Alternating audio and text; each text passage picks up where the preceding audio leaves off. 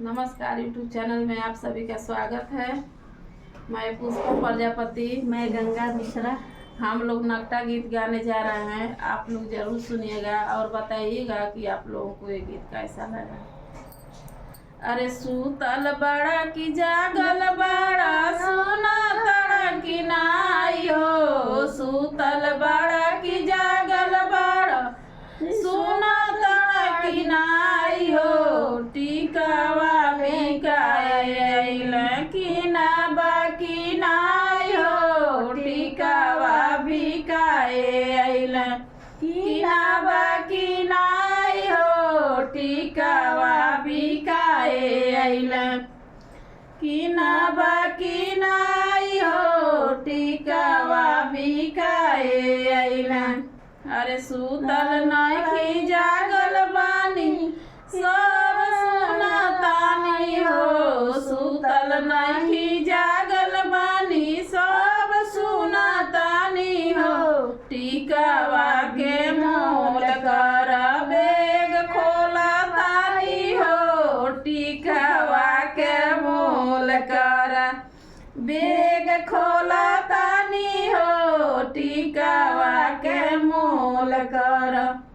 अरे सूतल बड़ा की जागल बड़ा, सोना बड़ा की नाई हो। सूतल बड़ा की जागल बड़ा, सोना बड़ा की नाई हो। हरवा बिकाए आइल की ना बाकी नाई हो। हरवा बिकाए आइल की ना बाकी नाई हो। हरवा बिकाए आइल। अरे सूतल नइखी जागल बानी, सब सुनतानी हो। सूतल नइखी जागल बानी, सब सुनतानी हो। हरवा के मोल कर बेग खोलतानी हो।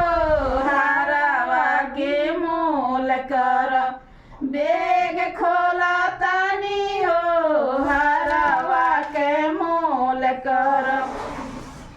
अरे सूतल बड़ा की जागल बड़ा, सोना तड़ा की नाई हो। सूतल बड़ा की जागल बड़ा, सोना तड़ा की नाई हो। कंगना बिकाए आइल की ना बाकी नाई हो। कंगना बिकाए आइल की ना बाकी नाई हो।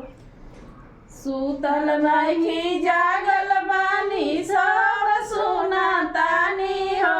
सूतल नइखी सूतल नइखी जागल बानी, सब सुनतानी हो।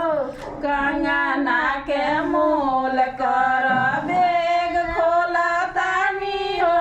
कंगना के मोल कर बेग खोलतानी हो। कंगना के मोल कर। अरे सूतल बड़ा की जागल बड़ा, सोना तड़ा की नाई हो। सूतल बड़ा की जागल बड़ा, सोना तड़ा की नाई हो। चुनरी बिकाए आइल की ना बाकी नाई हो। चुनरी बिकाए आइल की ना बाकी नाई हो। चुनरी बिकाए आइल। अरे सूतल नइखी जागल बानी, सब सुनतानी हो। सूतल नइखी जागल बानी, सब सुनतानी हो। चुनरी के मोल कर बेग खोलतानी हो। चुनरी के मोल कर बेग खोल